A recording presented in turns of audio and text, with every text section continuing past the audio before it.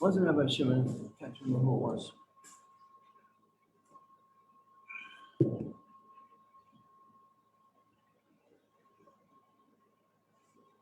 One of the great teachings, such a simple, basic teaching, we learned the other day, the person would never do a transgression except for a spirit of foolishness enters into him. The similar saying, a person would never do a transgression unless he felt nobody was looking.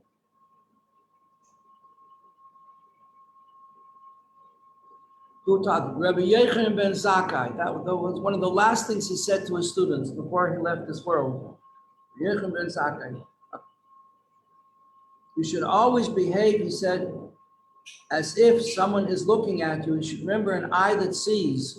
There's an eye that everything that you do is going down in the database, in a big database. It's on video and it's there in the database, and it will be played back for you. You should always behave as if someone was watching you. They said, that's all? That's your last will and testament to us? That's what you're leaving us with? He says, Alavai, that you should keep that in mind. Because nobody would do a transgression unless he thought nobody was looking. So the same thing with this young man with the candle. If he thought that the old man was there, he wouldn't dare touch somebody else's oil. Just he thought, well, nobody's looking. No one's going to know. But like Nicole said, of course, Hashem knows. And Hashem is in you, so that's your conscience.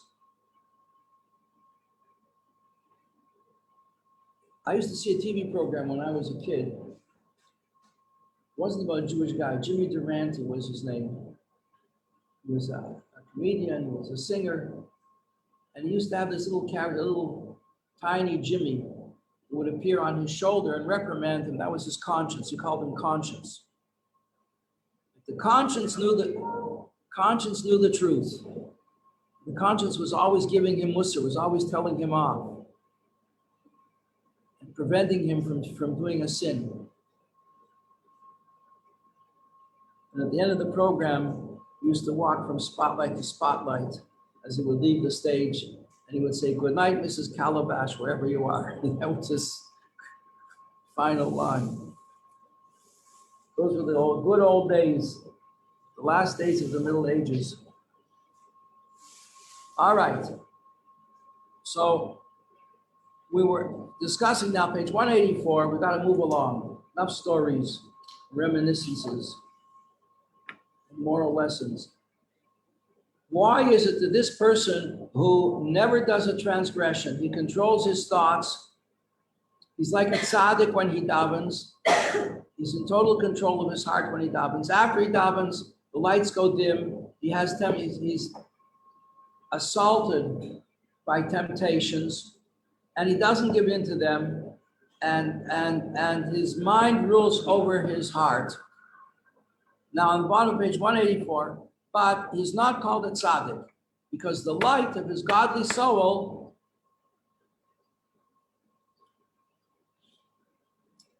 does not have any power over the darkness of the Yetzer Hara and the foolishness of the Yetzer Hara. So where is the power? The power is, Esther Bela knows for sure, the power is over the three garments of the soul. That's your theme song. The three garments of the soul. In other words, the garments of the soul expresses itself through what you do, what you say, that's like what you wear, how you move, how you look at people, and how you talk, the things that you talk about. You talk about nice things, you talk about selfish things, you talk about clothing, you talk about the stock market, you talk about mitzvahs, you encourage somebody to come to Machon LaYadus, or to get a subscription to the Moshiach Times.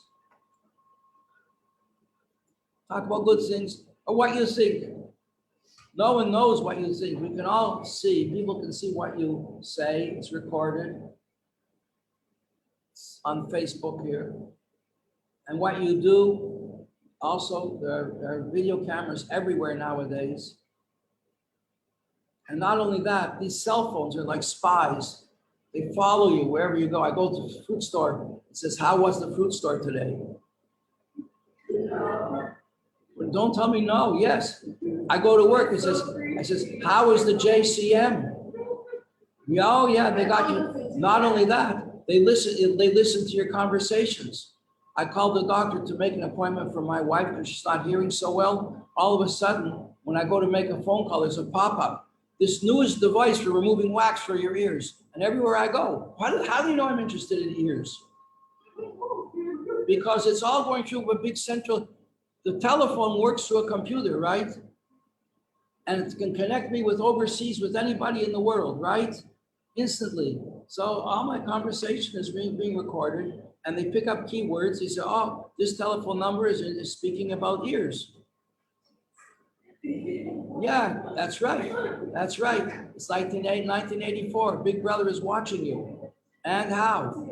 If you're going to talk, you think they don't monitor the telephones and the emails and the telephones of people that they think are terrorists? Correct. Well, how come they're monitored and you're not? Because they want to make sure that you're not also part of the gang. And if you are, they'll pick you up. Anyway, that was another, that's just, you got to get back to the text. So what a person says is another garment of who he is, where he's holding. And what you think, well, nobody can tell what you think, but sensitive people can see what you think. Tzaddikim can see what you think. It's written on your forehead. When you go before the Rebbe, he knows everything about you. Since you were born, and even before you were born, previous incarnation, what you did and what you're here to do. Yes, ma'am. Yes, ma'am. And how many times you've been back? How many times your soul has been around, and what you're here to finish up. And he's going to help you finish up. He's going to help you complete your purpose in life. What? I don't know. Passage to what? Is that Kabbalah? Yeah, that's all Kabbalah. That's basic Kabbalah 101. That's very basic. Every chassid knows that when you enter the Rebbe's room, the Rebbe knows everything about you. Everything. Everything. I mean, we had this story just the other day. I'm sure I told you. This person told me the story. That there was a woman who lived across the road from the Rebbe.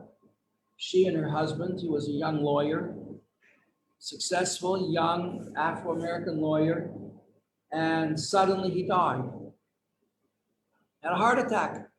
He was about 31 years old. And the Rebbe sees the funeral taking place, lived right across the road, and doesn't say anything. 2 days later, she's standing outside her house, the widow, young widow, and Rebbe goes over to her and says, please, I'm your neighbor. Allow me to express my condolences. She says, thank you. He said, you know, there's a lot of people here now, but soon the people will stop coming. You might find yourself very lonely in this big house. I hear that in Florida and Miami, there are nice communities. You might think of relocating. You make new friends. And it helps people to relocate, often helps people to deal with a tragedy like this, says the Rebbe, and he leaves. Well, he planted a seed, and exactly like he said, that's what happened. Months went by. She got lonely. And she remembered that the wise rabbi across the road said Miami's a good place. So, and he advised her, when you go there, if you go there, to contact the place of worship where you feel comfortable, where you believe, where you belong. And the pastor there will probably surely help you to meet people. So she did. She moved down, she got an apartment. She went to the local place of worship, introduced herself. The pastor was very friendly, very nice. He said, why don't you come Sunday after services? We have a brunch. people come. So she did. And there happened to be a doctor who was also single who came. So they ended up sitting at the same table and they talked. And they got to know each other.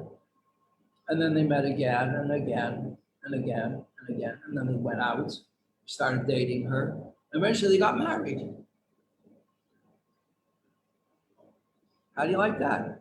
Now she's starting to see the words of the rabbi are coming true. And her husband says to her, you know, you're very talented, you're very bright. You have to do something with your life. So she enrolls in a college and studies psychology and gets a degree in clinical psychology, dealing with families, especially young children and families. And she becomes very successful. She publishes some articles and they write up about her and she becomes very, very well known. Turns out there's a Lubavitch family who live in the area who are having problems with the child. And someone tells them, and they go to many therapists, nothing's helping.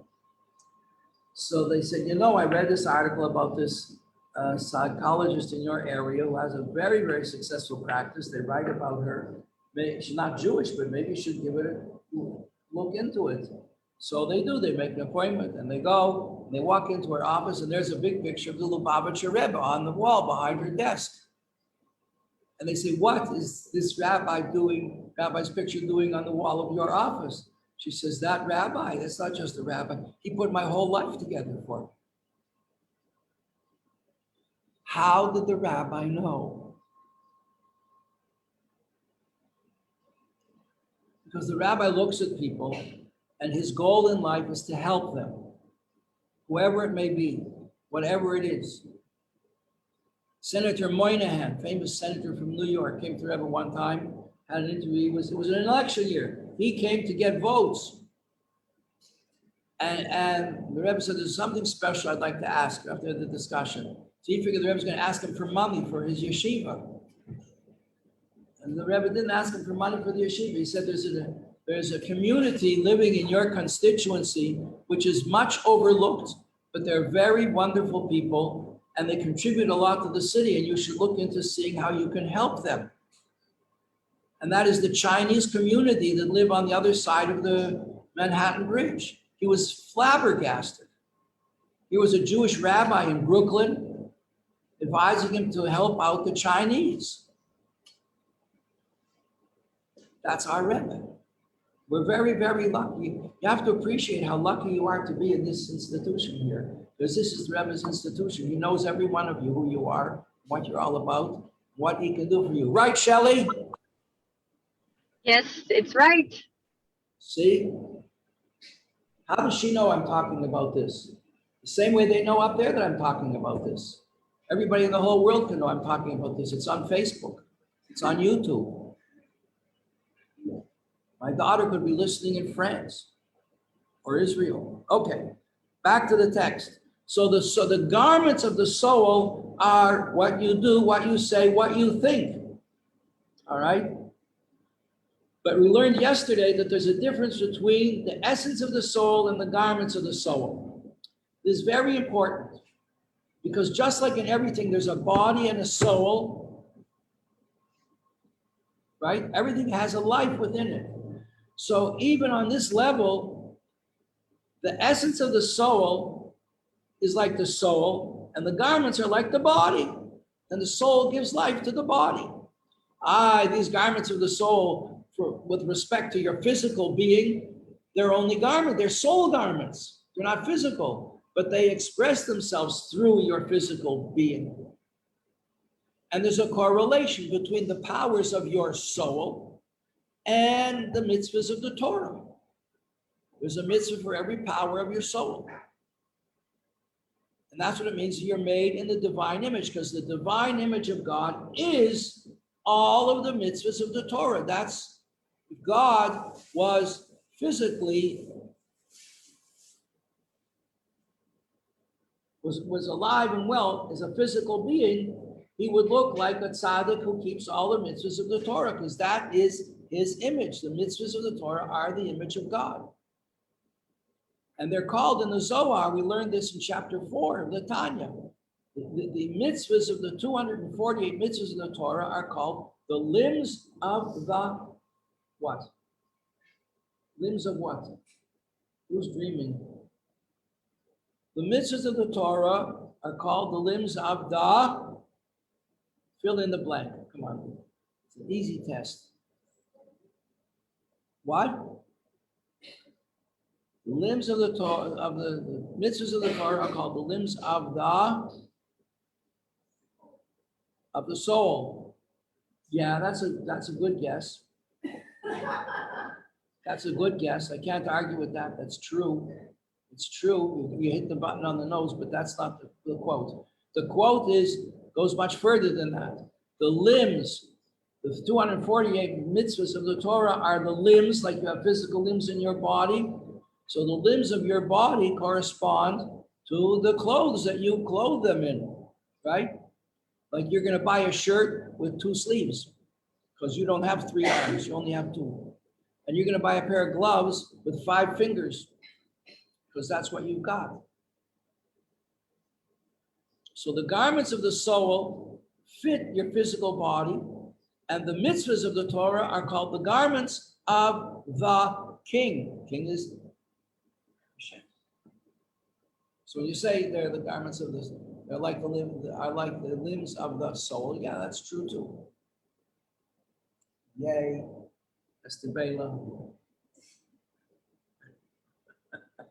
All right, so we have this body-soul relationship, even in terms of the soul and the garments of the soul, that the garments are like the body and the soul gives them life. So we have a soul of a soul of a soul of a soul, and each level has physical and spiritual sides to it. The soul, the level higher is a spiritual side of the level lower, which is like a physical side of the level, until it comes down to you, that your soul, which is your nefesh, gives life to your physical body. Okay? So the essence of your soul can control the garments that you wear, which the garments that you wear are not just your shirt and your skirt and your stockings and your sandals. Hello? The garments that you wear are not just what you picked up in Bloomingdale's. The garments that you wear are what you think, what you do, what you say, and that your soul can control.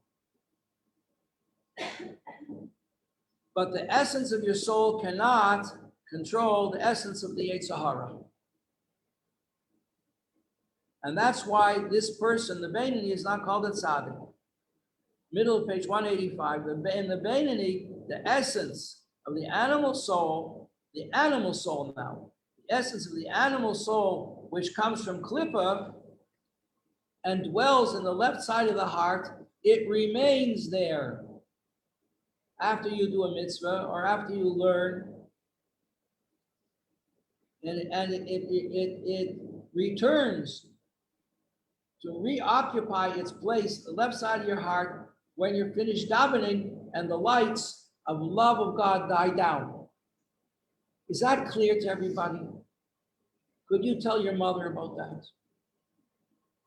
Could you tell your friend, your girlfriend? Could you tell your brother or your sister? If not, you want me to repeat it again? You do? That everything has a body and a soul. Everything has a body and a soul. This drink is wet, but it has energy in it. It's not just the wetness that is good for me, but I live from this water. Everything has a body and a soul. The soul is the life that's within it. Okay? And there's levels of life. So that everything has life, has a soul. And your soul also has a soul, compared to which it's physical. What are you shaking your head? Your soul also has a soul. Your soul's your nefesh, it has a soul, it's called the ruach, your ruach. And your ruach also has a soul, it's called your neshama. And your neshama has a soul, it's called your chaya. And your chaya has a soul, it's called your yechida. And the yechida has a soul, it's called the Ein Sof Baruch Hu, the blessed, the infinite, blessed being. Every body has a soul. And the soul has garments. And the higher level can control the lower level. But the essence of the essence cannot control the essence of the Yetzer Hara. It can only control the garments of the Yetzer Hara. So that means your soul can control your Yetzer Hara and will not let your Yetzer Hara trick you into doing something bad. You're strong enough spiritually that you won't do something bad. Yetzer Hara will tell you, "Oh, come on, Nicole, don't be so religious. Come on. Let's go to the beach on Saturday. It's a mixed beach. It's Shabbos. What do you care? We're all going, all of us. We're your friends, you know. We didn't just get to know you yesterday." And the Yetzer Hara tries to get you to go. And it's very strong. You're very strongly tempted to go with your friends, just like you used to go with your friends, or whatever it might be. I don't know what you did on Saturday. You never went to the beach. Just making up a story. Nonetheless, when push comes to shove, your godly soul says, "Nicole, you're not going. You're not going." And guess what? You listen. Because the Beinoni listens. Why is the Beinoni put through all this hassle? Because the Beinoni. That's the way Hashem set it up. That's what Hashem wants. That's how Hashem wants this person to achieve something in life. By standing up to the challenges. Okay? However, so what we say is that your soul is completely dominant when you're davening. After davening, the lights go down. The Yetzer Hara comes back and starts up with all of his stories all over again. Or her. Is your Yetzer Hara a male or female? Does he have a male or female voice? Do you have to control your Yetzer Hara? Is she a problem to you, or is he a problem, or is it a problem? My Yetzer Hara is a guy. It's not identified as a guy. We're in the gender age. You're not allowed. I said to somebody yesterday, my grandchildren are having a bar mitzvah today. They said, "You mean a bas mitzvah?" I said, "No, a bar mitzvah." He says, "It's called a bat mitzvah." I said, "No, it's not." She got very offended because it was gender prejudiced. You know, you're not allowed to. No, it doesn't go that. They want to take it that far. We're going to have a bat mitzvah because you don't want to be prejudiced against women, and men can also have a bat mitzvah. And you're laughing. I'm crying.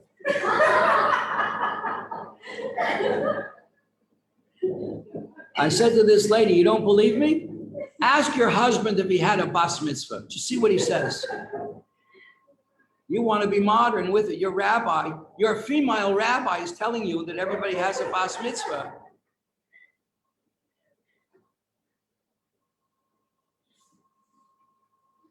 Ask your husband if he had one 40 years ago. Men didn't have bas mitzvahs 40 years ago. All right. So what happens?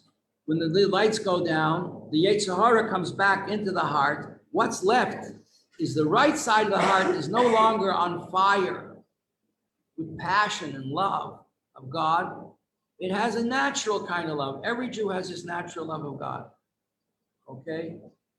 And this natural love of God is not strong enough to fight against the Yetzer Hara.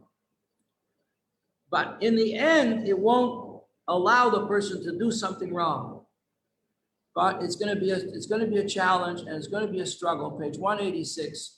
And so that's how it's possible that the Yetzer Hara can start saying all kinds of suggestions into the heart of this person and make this person, page 186, desire pleasure from all the physical things that this world has to offer. There's a great deal on, you travel somewhere, they have this duty-free shop where you think you can get everything for a bargain. Okay, and it's as if the person never prayed at all. Because when he was davening, he had no interest in all these bargains, the delights of the physical world. He had no interest. And now the lights went dim, the Yetzer Hara, the love of God is not so strongly felt. So the Yetzer Hara is back with all its great ideas, like he never prayed. Like, how come? What's going on? A minute the difference between a minute. That's all it takes. Like everybody knows, everybody knows that anger is idol worship. Losing your temper is like worshiping an idol. Because when you lose your temper, you forget that God is running the world. And you're davening to Hashem with all your heart, and someone comes along and knocks into you in shul in 770 and says, this is my place, get out of my place. And you're very upset and you get angry at them. Anger is idol worship. A minute ago, you were full of love of God. Hear, O Israel, the Lord is our God. The Lord is one. You should love the Lord your God with all your heart, with all your soul, with all your might. Get out of my place. I have every right to be here just like you. Who do you think you are? Just because your great grandfather ate the children with the Alter Rebbe, you think you can have my place?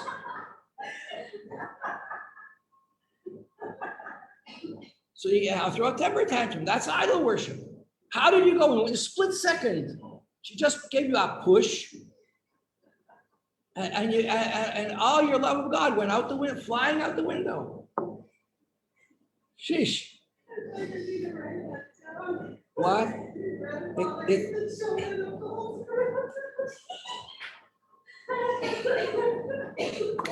think that makes you special.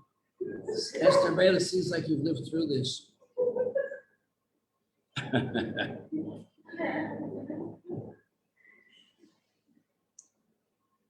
They have to give courses to people, the newcomers to Crown Heights. They have to give them courses on what they should expect when they go to 770, because their sense of self-esteem is challenged mightily, as though he never prayed at all. Split second, it's over. So that's why exile is compared to a dream, because in a dream you can have two completely opposite things coexisting. The classic example is you can dream about an elephant, and you can dream about this elephant going through the eye of a needle. You know that elephants don't go through the eyes of needles. But in your dream, it could happen. In your dream, you could fly. All kinds of things. That's why exile is like a dream. And, there are very interesting places where dreams take place. Like in the Purim story, Achashverosh has a dream that Haman wants to kill him. Why does Achashverosh have this dream that makes him suspicious of Haman? That Haman, and it saves the Jewish people, because Haman was ready to kill all the Jewish people. Like Hitler, Yamach Shemayim, was probably his ancestor. Why did Achashverosh have this dream? Because the children were learning Torah with Mordechai. Thousands of children were learning Torah.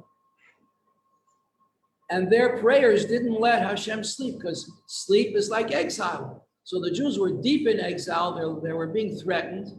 And they woke up because of the prayers of the children. They woke up Hashem. So Hashem's representative on earth is the non-Jewish king of the whole world. Achashverosh ruled over the whole world, 127 different countries.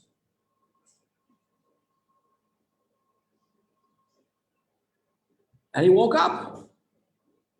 And he saved the Jewish people. So now the Beinoni is being challenged by the Yetzer Hara, which has come rushing back into his heart even though a minute ago he was davening and now he's craving all kinds of things. Or you're in the middle of davening and your phone, you get a phone message. Well, you shouldn't have a phone with you in shul, but your phone went off and it was there. And you just take a look what it is, and there's a pop-up, an image of something you're not supposed to look at. What happened to your davening? What happened to your love of God? Well, look at this a second time maybe. Looks interesting. So, no, you close the phone. That's the key point here. You close the phone. This is a beinoni. When the negative thought, the undesirable thought comes into the mind of the beinoni, he doesn't accept it. And when the thought comes into his mind that he should do something, oh, it's a Saturday that my girlfriends are all going to the beach, I'd love to go with them. No, not going. The beinoni does not accept the challenge. He rejects it. That's what it says here. His craving to do something that's not permissible does not go so far that he will actually do it. And the Alter Rebbe says, Chas v'sholem, heaven forbid. This is serious. Heaven forbid. You don't take a gun and go out and kill somebody because you don't like them. Heaven forbid. Well, heaven forbid also means you don't steal money that doesn't belong to you, and you don't say things about people that you shouldn't say about them, and you don't even look at things that don't belong to you. And so on the Friedrich Rebbe came to America, and there was a gathering for support, and some fancy, wealthy lady came over to him and gave him her hand, and he said, excuse me, my father taught me not to touch something that doesn't belong to me.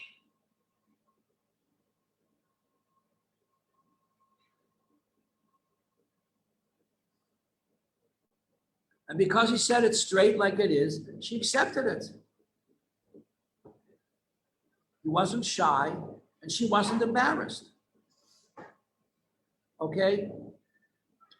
So he won't do it. The beinoni will not do the forbidden deed. He will not take the money that somebody left by the bank teller by accident and put it in his pocket because nobody's gonna see. Like Rabbi Yechon ben Zakkai said, nobody's looking, you could do it. He won't do it. But the thought of doing it, he can't control. The thought of doing it rises up from his heart into his mind, and to a certain degree, thoughts of doing something wrong are more harmful than actually doing something wrong. Because when you do something wrong, you know you did something wrong. But when you think about doing something wrong, nobody knows. And since nobody knows, you think it's okay. And you'll think about it again, but it's not okay. And the beinoni even knows it's not okay, and so he doesn't let himself think about it twice. Like when the bus goes by and there's a dirty picture on the outside, a promiscuous picture on the outside of the bus, and you notice it, you didn't look to notice it, you didn't want to notice it, just happened to pass in front of your eyes. That's not your responsibility, but if you look again to see what it was all about, then that is your responsibility. The beinoni doesn't look again, doesn't look twice. Okay? And that's what our sages say, that for most people in the world, there are 3 sins that a person cannot avoid every single day. And what are they? Number 1 is thinking about things you're not supposed to think about. You can't help it. It just popped into your head. I mean, you were brought up surrounded by this kind of thing, and something jogs a memory and it pops up in your head.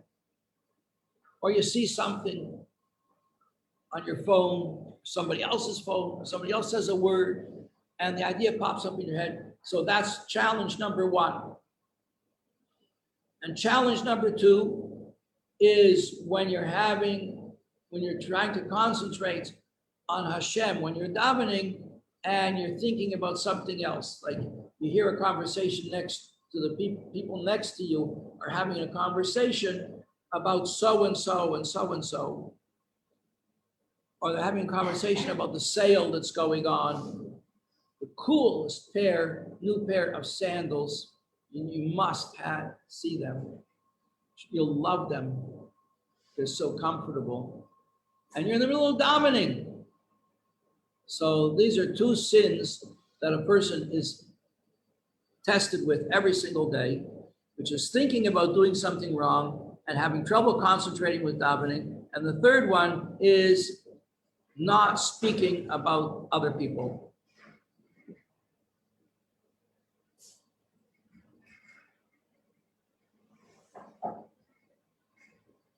And so we made it up to page 187. So what's the Beinoni going to do about these three sins? So the Alter Rebbe is going to tell us that don't worry. First of all, don't worry about it.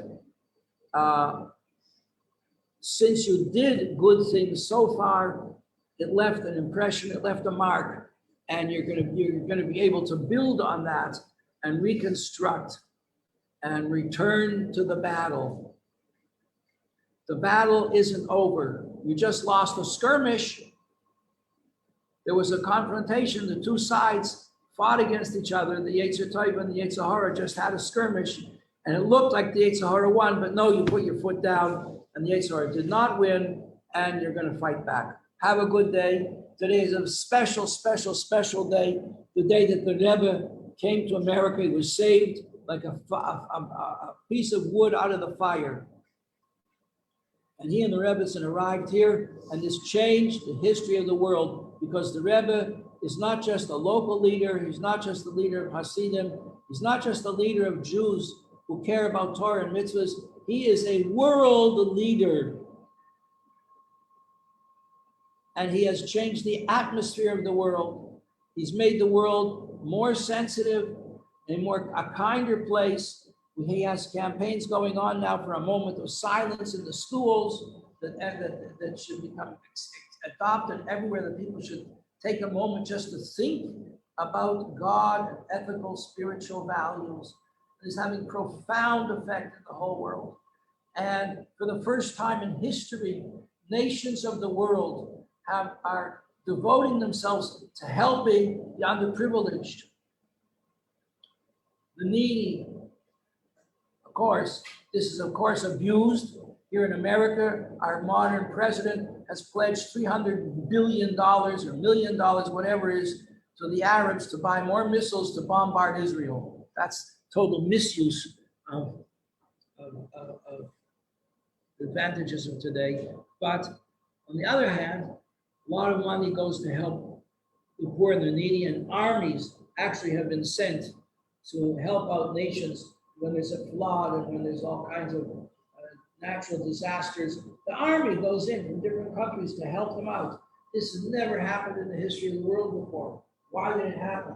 Because the Rebbe has changed the whole attitude of people.